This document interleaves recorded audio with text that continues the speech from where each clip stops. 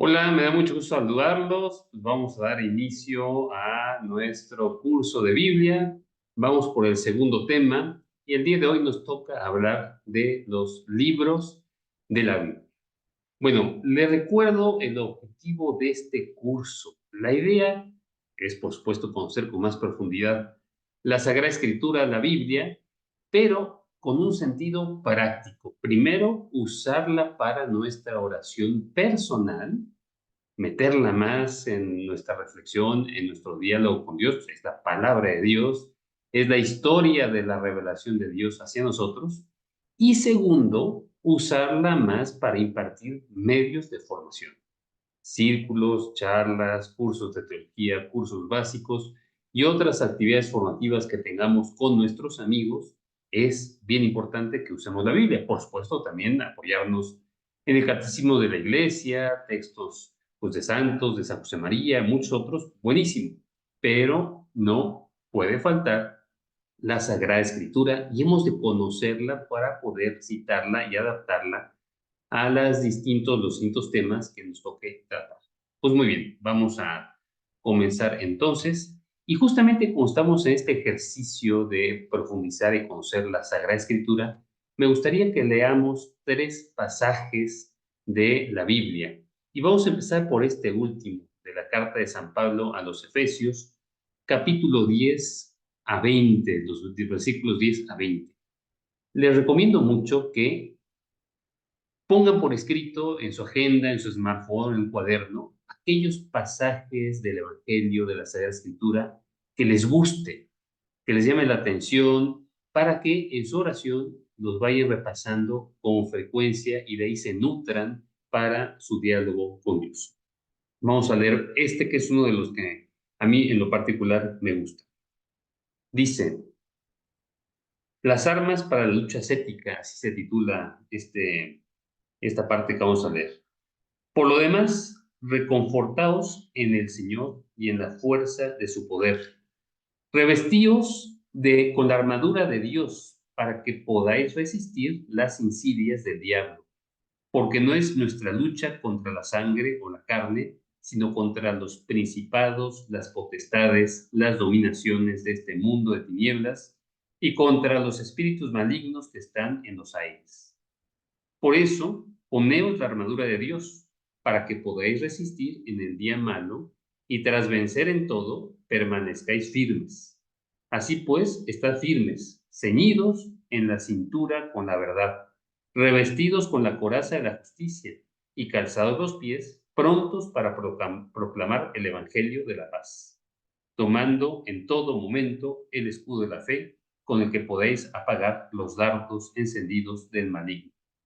Recibid también el yelmo de la salvación y la espada del Espíritu, que es la palabra de Dios, mediante oraciones y súplicas, orando en todo tiempo, movidos por el Espíritu, vigilando además con toda constancia y súplica por todos los santos, y también por mí, para que cuando hable me sea dada la palabra para dar a conocer con libertad el misterio del Evangelio, del que soy mensajero, aunque encadenado, y que pueda hablar de él libremente y anunciarlo como debo. Si se fijan, pues da mucho material para nuestra oración personal. Y referido pues a la Sagrada Escritura, nos dice claramente, ¿no?, que hemos de ponernos revestirnos con la coraza de la justicia, calzarnos los pies, prontos para proclamar el Evangelio de la paz. Pues es muy bonito, ¿no?, tener esta espada, el yelmo de la salvación y la espada del Espíritu, que es la palabra de Dios, justamente. La palabra de Dios es ese yelmo, esa espada que nos ayuda en la lucha diaria. Y me paso al Evangelio de San Lucas, capítulo 4, versículos 16 a 30. No voy a leer todos, pero pues está Jesús predicando en la sinagoga de Nazaret. Se levanta, le dan el libro y le dan justamente el libro del profeta Isaías. Dice San Lucas: Llegó a Nazaret, donde se había criado, y según su costumbre, entró en la sinagoga el sábado y se levantó para leer. Entonces le entregaron el libro del profeta Isaías, y abriendo el libro encontró el lugar donde estaba escrito: El Espíritu del Señor está sobre mí, por lo cual me ha ungido para evangelizar a los pobres, me ha enviado para anunciar la redención a los cautivos y devolver la vista a los ciegos, para poner en libertad a los oprimidos y para promulgar el año de gracia del Señor. Y enrollando el libro, se lo devolvió al ministro y se sentó. Todos en la sinagoga tenían los ojos fijos en él y comenzó a decirles: Hoy se ha cumplido esta escritura que acabáis de oír. Todos daban testimonio en favor de él y se maravillaban de las palabras de gracia que procedían de su boca y decían: ¿No es este el hijo de José? Y sigue el evangelio y pues cambia la dinámica y pues terminan queriendo despeñarlo después. Y me paso pues al evangelio, perdón, al libro del profeta Isaías, un libro, pues, muy bonito.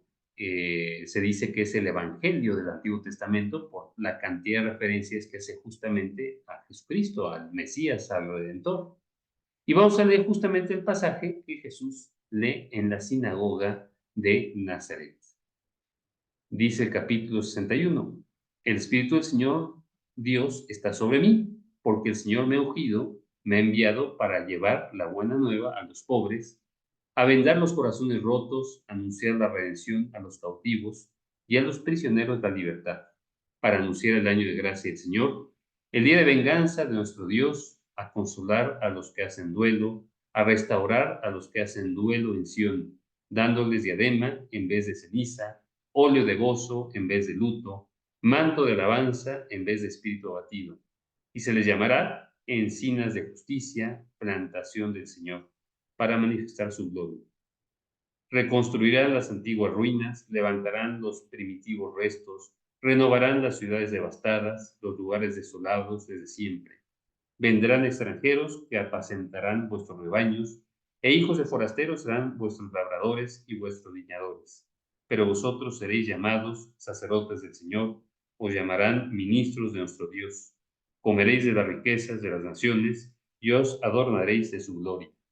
En vez de oprobio, redoblado y deshonra, de júbilo será su herencia, pues recibirán el doble en su tierra, gozarán de eterna alegría.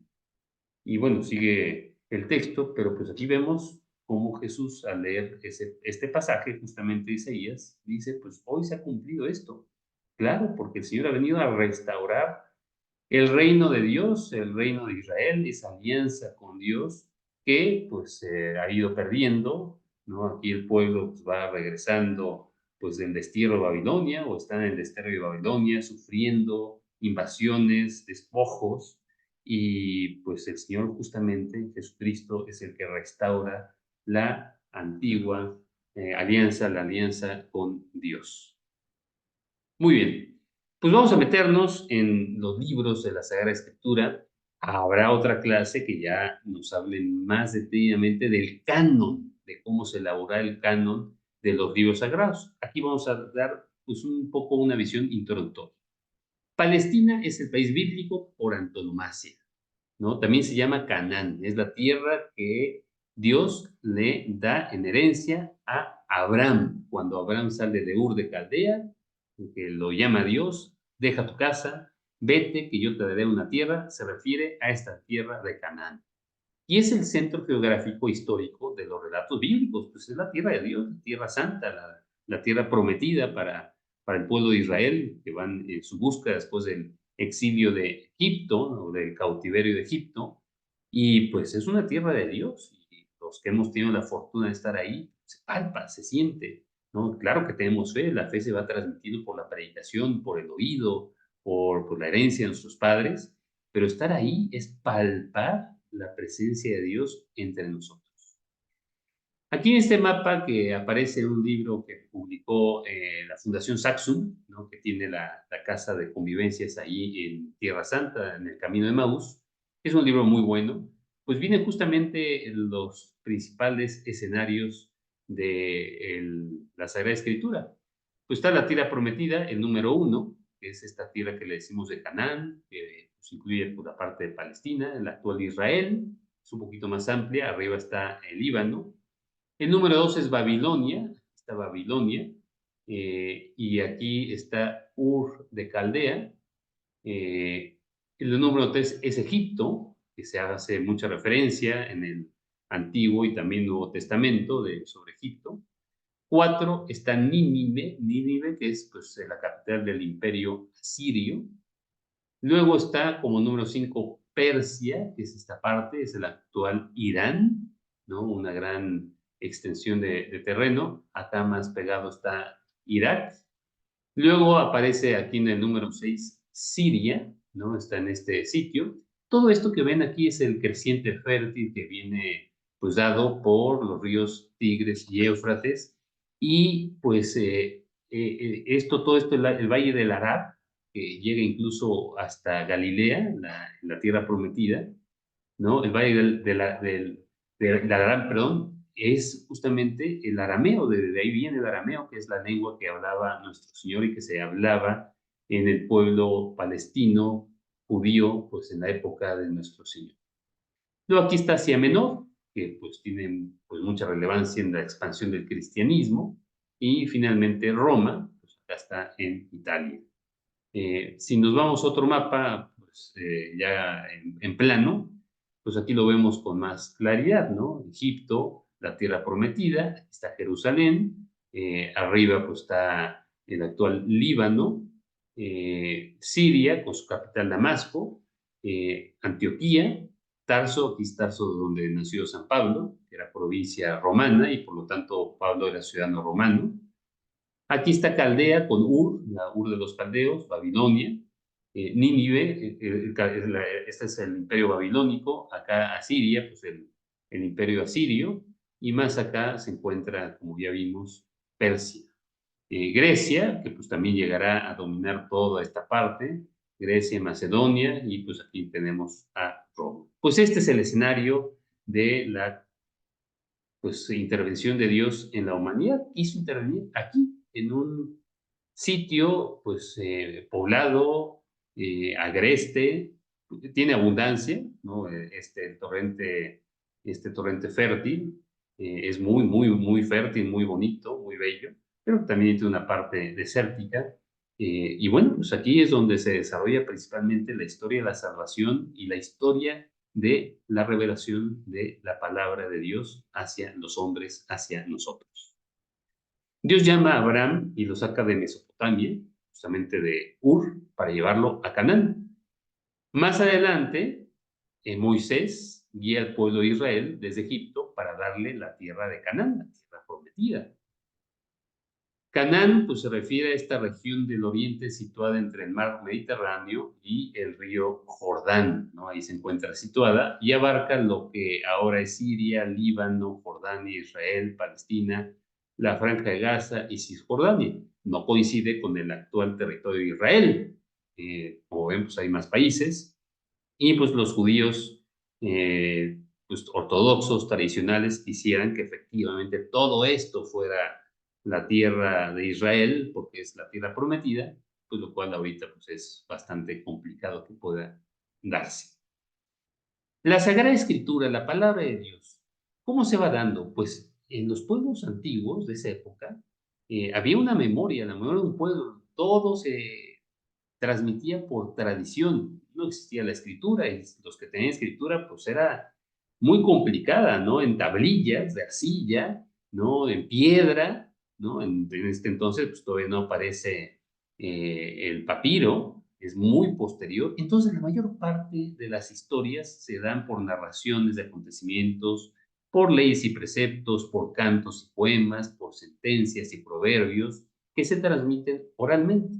Y así nace la Sagrada Escritura, así se va transmitiendo toda esa intervención de Dios, va pasando, ¿no? De Abraham a Isaac, de Isaac a Jacob, de Jacob a sus hijos, a José, ¿no? Y luego Moisés lo toma, así es como se va transmitiendo. Y de hecho, en buena medida, así se sigue transmitiendo ahora, ¿no? Por eso qué importante es que en tu familia, en nuestras familias, ¿no? En esta familia que es el Opus Dei también sepamos contar esas historias, leer lo que está escrito, ya está escrito, ¿no? Mucho de esto, pero saberlo contar, las tertulias, eso a sobremesa, esos ratos de conversación en familia, qué importante es para que nos conozcamos a nosotros mismos, conociendo pues la historia de nuestra familia, lo que hemos vivido. Y bueno, para comprender los libros sagrados, es importante pues saber de historia, la lengua que hablaban, las costumbres que tenían, conocer el contexto histórico de esa época determinada, cuál era el patrimonio espiritual que tenían. Si nos fijamos en el Antiguo Testamento, Dios trata muy fuerte al pueblo judío. ¿Por qué? Porque el resto de los pueblos eran politeístas, creían en muchos dioses. Es más, muchos de los dioses eran satánicos, ofrecían sacrificios de niños, ¿no? Cosas tremendas. Bueno, pues el pueblo de Israel era el único pueblo monoteísta y tenían que defenderse, Dios tenía que defender a su pueblo, pues, de la tentación de caer en la idolatría. Será penada, incluso penada con la muerte. ¿Dónde lo vemos muy claramente? Después de que Dios, por medio de Moisés, saca al pueblo judío de Egipto con unos prodigios impresionantes, pasan por el Mar Rojo, llegan al Sinaí, ¿no? Dios manda llamar a Moisés para darle la ley, las tablas de la ley, ¿no? Relámpagos, truenos, pasan los días y los judíos dicen, pues, ¿qué pasó con Moisés? ¿Quién sabe? Pues vamos a ser un Dios y juntan oro, juntan tal, le piden a Aarón que pues haga algo y lo funde y aparece un becerro y lo empiezan a adorar. Claro, imagínense, pues, el disgusto de Moisés al ver esa situación. Dice: "Miran, ¿qué es esto?". Bueno, pues era la tentación, la gran tentación que había en ese entonces. Entonces, por eso Dios, conociendo ese contexto, trata tan duro, ¿no? A los judíos, en el sentido de que pues, no pueden, el Señor es uno solo, un único Señor, a Él solo adorarás, a Él solo servirás. ¿No? No puedes ver otros dioses, ¿no? Y pues cuando estaban la conquista de la tierra prometida, el Señor, Yahvé, ordenaba muchas veces el anatema, es decir, el exterminio total del pueblo conquistado, que no quedara nada, porque si dejaban cosas y personas, podían caer en la idolatría, como de hecho muchas veces fueron cayendo. Este cuadro, que quizás no lo ven pues ahorita en esta imagen, luego ya lo podrán repasar con un poquito más de atención, nos va hablando de pues el cuadro de las épocas en las que se fue formando la Sagrada Escritura, ¿no? Que va pues desde el 640 antes de Cristo, ¿no? Más o menos, ¿no? Hasta pues la redacción en el Concilio de Trento, que se define el canon de la Sagrada Escritura de la Biblia católica. La conformación de los evangelios, cuando fueron escritos.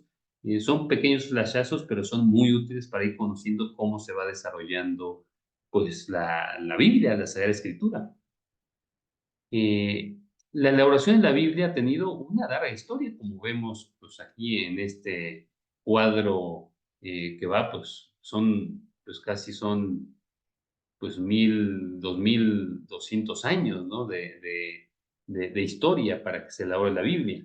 La Sagrada Escritura, como bien saben, se cierra, la revelación se cierra con la muerte del último apóstol, que fue San Juan, ¿no? Ya después de ahí ya no hay más escritura, más revelación. Pero todavía el canon de la Sagrada Escritura del Nuevo Testamento, pues fue ajustándose, ¿no? Y fue definiéndose hasta que el Concilio de Trento lo define con toda claridad cuál es el canon de los libros sagrados. Esto es en 1546, ya de este siglo. Su reconstrucción pues, está llena de dificultades. ¿Por qué? Pues porque es una tierra muy controvertida, con muchas guerras, invasiones de un lado o de otro, y si le sumamos que no estaban escritos los libros, sino que se era por transmisión oral y que se van escribiendo poco a poco, pues ya nos podemos imaginar la cantidad de dificultades que fue habiendo en su escritura y en su reconstrucción. La Biblia no es un libro caído del cielo, como pretende ser el Corán o el libro del Mormón. Es un libro inspirado por Dios, que ha inspirado a los agiógrafos, que son los autores sagrados, para que fueran plasmando esa revelación, esas intervenciones de Dios en nuestra vida y el mensaje de salvación para nosotros. No conocemos fechas precisas de la mayoría de los autores, de los destinatarios a quien se dirigían, ¿no? De la composición de los libros sagrados. No conocemos muchas cosas. Con los estudios cada vez vamos profundizando más y aquí hay que reconocer a nuestros hermanos protestantes que pues han estudiado muchísimo las Sagradas Escrituras y en muchas cosas nos aventajan y gracias a ellos pues el desarrollo teológico bíblico católico pues ha podido también avanzar a grandes pasos. La tradición oral precede siempre a la escritura, tanto en el Antiguo Testamento como en el Nuevo Testamento, y se mantiene como una realidad viva todavía en nuestras épocas, no porque siga habiendo revelación, sino porque seguimos teniendo como herencia esa palabra de Dios que viene dirigida a nosotros, ¿no? Y esta realidad viva, pues va afectando a los textos durante el periodo de su redacción. Hay partes que no quedaron, hay partes que sí quedaron. La mayoría de los textos bíblicos, después de haber sido fijados por escritos, fueron actualizados, profundizados, y solo hasta el final, ya muy cerca de nuestro Jesucristo, se consideran ya como definidos el canon de los libros judíos, queda definido como inmutable e intocable. La escritura es el libro del pueblo de Dios, de la revelación que Dios tiene hacia su pueblo, recordemos, ¿no? La religión judío-cristiana tiene una gran diferencia con el resto de las religiones. El resto de las religiones buscan a Dios, buscan respuestas, buscan soluciones. En la religión judío-cristiana es Dios el que nos ha buscado. Dios que busca a los hombres y se manifiesta, se revela, es la palabra adecuada. Surge dentro de una comunidad que, como ya vimos, tiene un contexto histórico, cultural, político determinado, y ahí, en esa situación, ¿no? De exilio, de búsqueda, de destierro, de transmisión oral, de familia, es como se va transmitiendo y redactando. Está dirigido a la comunidad de los creyentes, por supuesto, y conservado también por esta comunidad, especialmente en los ámbitos de la familia, los santuarios y más tarde en el templo. Y este ámbito de la familia ya lo veíamos con José Luis, qué importante es tener nuestra Biblia en el hogar y en un lugar pues importante para ir a ella, tener referencia en la Sagrada Escritura, en la palabra de Dios. Cristo muchas veces cita el Antiguo Testamento y reconoce su autoridad. No vino a abolir la ley, los profetas, sino a darles cumplimiento. Pero se sitúa nuestro Señor por encima de Moisés, de Salomón, del templo. Por eso la primitiva iglesia tiene conciencia de tener en los evangelios la definitiva palabra de Dios, la plenitud de la revelación, la nueva y eterna alianza. En San Mateo capítulo 12 y en Lucas capítulo 11, pues hablan, ¿no? Aquí hay alguien que es más grande que Salomón, ¿no? Lo dice nuestro Señor referido a sí mismo. Y también en San Mateo capítulo 21 es el evangelio donde expulsa a los mercaderes y entró Jesús en el templo de Dios y echó fuera a todos los que vendían y compraban el templo. Una misión del Mesías era justamente esa, purificar el templo, y es lo que hace Jesús aquí, porque es la casa de Dios, es su propia casa, porque Él es el Hijo de Dios. En este cuadro se habla con detalle del canon de la Biblia, tanto de la Biblia hebrea, el Tanakh, ¿no? Que viene dado por las palabras hebreas, ¿no? La Torah, que es el Pentateuco, el Nevilim, que son los profetas, y el Ketubim, que son los escritos de los sabios. Esto es lo que forma la Biblia hebrea, la Tanakh, ¿no? La Biblia hebrea. Y la Septuaginta, la Biblia griega, es la que sirve de base para la Biblia católica. Pero no me meto más porque justamente habrá una clase de este tema, en concreto del canon de la Biblia, y pues entonces mejor lo dejamos para su momento. Dentro de la formación del Antiguo Testamento hay varias etapas. Los exégetas, que son los estudiosos de los textos sagrados, han intentado explicar cómo se formaron los libros, desarrollando sus hipótesis más o menos verificadas y que están abiertas también a nuevos descubrimientos y nuevas conclusiones. Ejemplo, mucho tiempo se pensó que la carta a los hebreos era de San Pablo. Con los estudios exegéticos se ha llegado a la conclusión de que no es de San Pablo. Entonces sacó del Corpus Paulinum, del cuerpo de cartas de San Pablo, y ahora simplemente se menciona como carta a los hebreos, pero no sabemos quién fue realmente su autor. Bueno, estas materias, la exégesis no pertenece al ámbito de la fe de la iglesia, sino al ámbito de la investigación histórica. Es una ciencia y se va profundizando en ella. Claro, pues un exégeta, un historiador, un científico de esto, pues si tiene fe, podrá ver con una visión más clara qué es lo que está sucediendo en este proceso de redacción. La formación de los libros, según pues, estas doctrinas, sería el resultado pues, de tradiciones orales, como ya vimos, que más tarde se van a recoger en textos concretos. Y distinguen 5 etapas en la formación en la redacción de la Sagrada Escritura: la etapa patriarcal, la etapa mosaica, la etapa monárquica, ya con los reyes, Saúl, David, Salomón, etcétera, el exilio o cautividad babilónica, que es en donde se redacta la mayor parte de los textos sagrados. La etapa judía, vamos a llamar, que ya es la que le toca a nuestro Señor, en donde pues se consolidan las leyes y pues se tiene ya el canon definido de la Biblia hebrea. La etapa patriarcal, pues empieza en el siglo XX antes de Cristo, pues, con Abraham principalmente, Isaac, Jacob, los patriarcas, allá en Tierra Santa, en Hebrón, está el túmulo de los patriarcas y ahí están enterrados Abraham, Isaac, varios de los patriarcas están ahí con sus esposas y bueno, pues es muy bonito estar en ese sitio porque pues, uno palpa, ¿no? Esta realidad.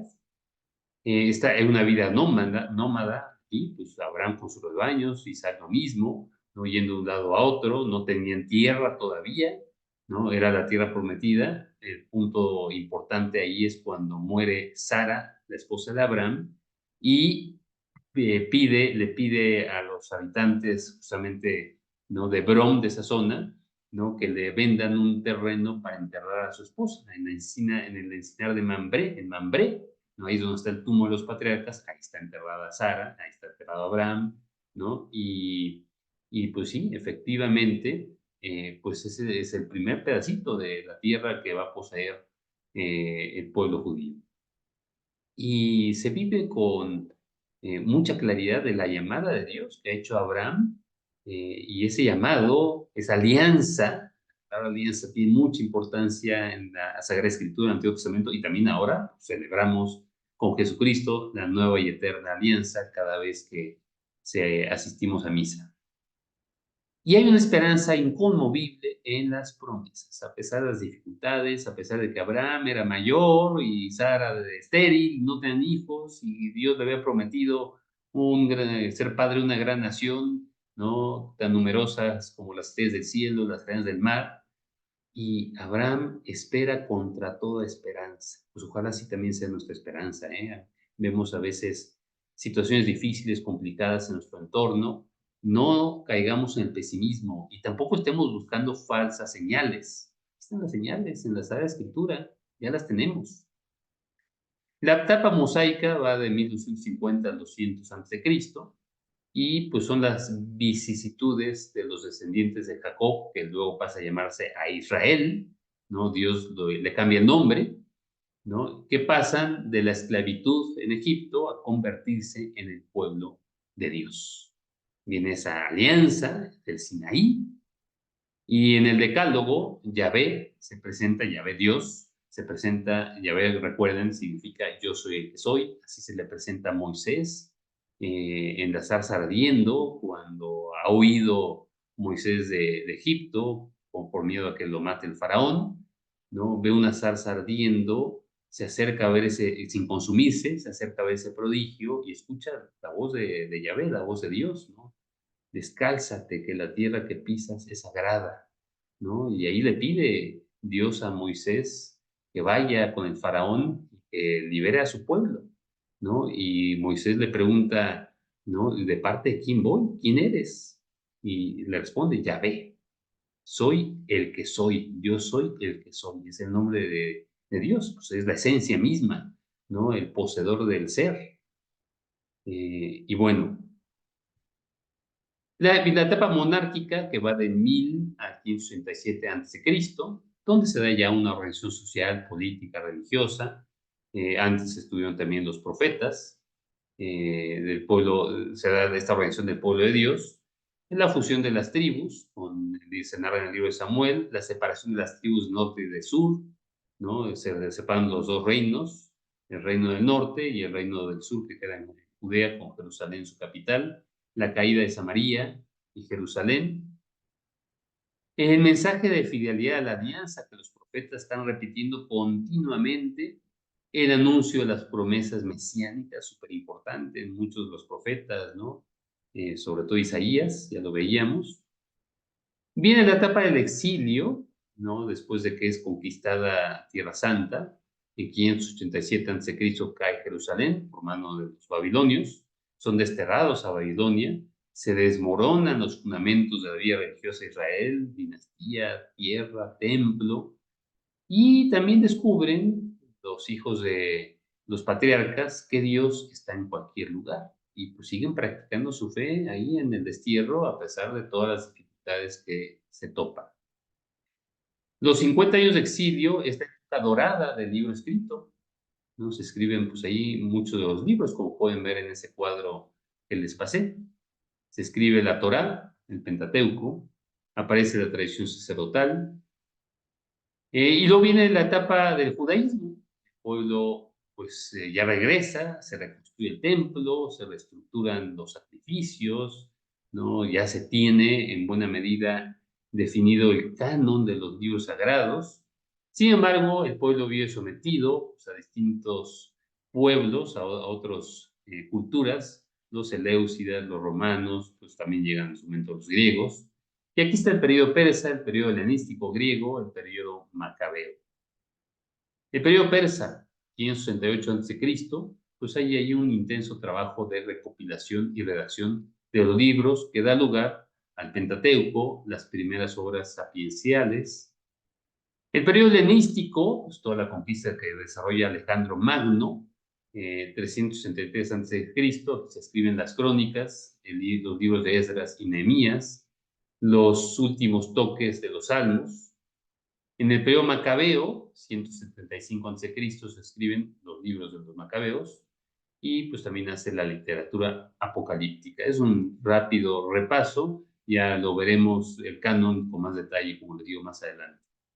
El libro más reciente del Antiguo Testamento es el de la sabiduría, que es del año 1 a.C. Pasamos ahora al Nuevo Testamento. Se elabora en solo 50 años. También empieza por la tradición oral. Del año 33 al 51, pues todo se va transmitiendo oralmente. Existen estas dos etapas de tradición oral, las palabras y los hechos del mismo Jesús, ¿no? Que estaban, imagínense cómo estarían presentes en los apóstoles, los primeros discípulos. Y pues acerca de Jesús, vivida, testimoniada, celebrada, ¿no? Su misma vida y defendida por la iglesia primitiva.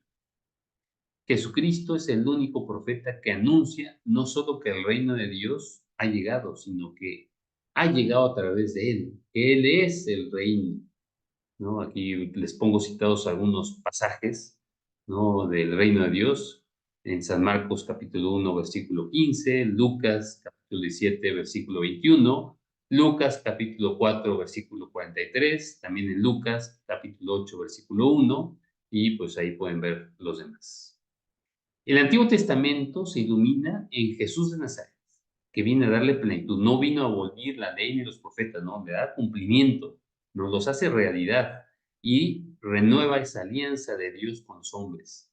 En él se concentran y realizan de manera plena, nueva, plena, las profecías, todas las profecías. Después los apóstoles anuncian el evangelio de la salvación conscientes de ser los mediadores humanos de la definitiva palabra de Dios. Y pues todos somos sucesores, todos somos mensajeros, todos hemos de llevar el evangelio a todo el mundo, a todas partes. San Pablo es el que empieza a escribir, sus cartas son los primeros escritos cristianos que se ponen por escrito. El magisterio de la iglesia lo vamos a entender muy bien, ya seguiremos hablando de este tema.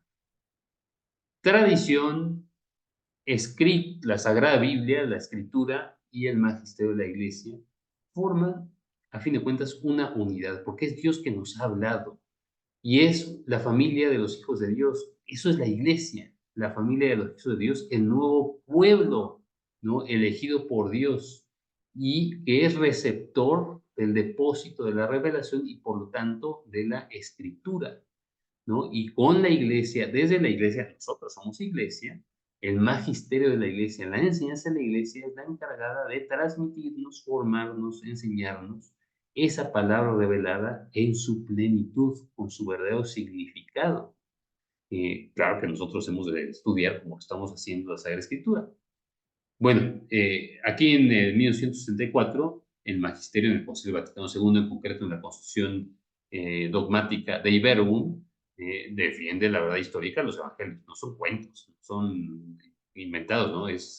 Jesús existió verdaderamente, realmente, ¿no? Y los evangelios están redactados pues, por sus seguidores, por los apóstoles, los evangelistas. No es un invento pues, de algunos cuantos. La Biblia, podemos decir que pues, no es como tal un libro, es una pequeña de biblioteca de 73 libros que pues ha pasado por muchas vicisitudes, muchas complicaciones, redactada por distintos autores a través de varios géneros literarios, y es la forma en que Dios se revela.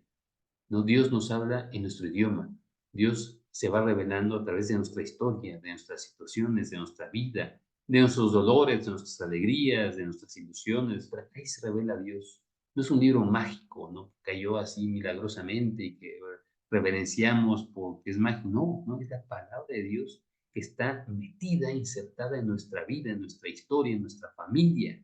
Y por eso es tan importante que la estudiemos y que la usemos para nuestra oración y que la usemos para los medios de formación para transmitir todo esto a los demás. La palabra de Dios está dirigida a todos los hombres, el pueblo que es la iglesia, que somos nosotros principalmente, pero todos los hombres, de todos los tiempos, de todas las situaciones.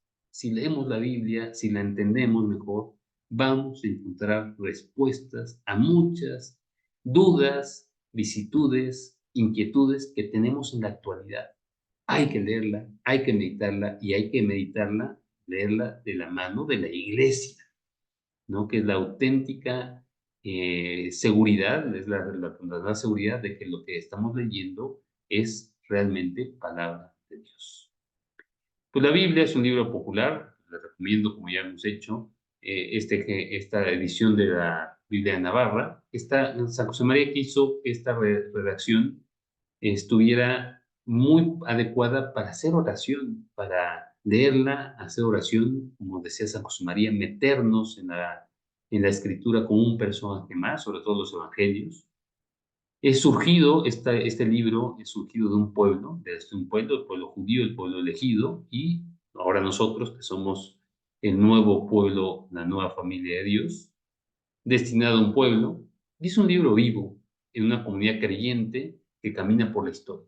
Y por lo tanto, no es una narración solo de acontecimientos del pasado, sino es un libro que sigue narrando nuestra propia vida y la vida de la iglesia. Pues vamos a detenernos aquí y pues continuamos la próxima semana. Voy a dejar de grabar para dar paso pues, a preguntas, a comentarios.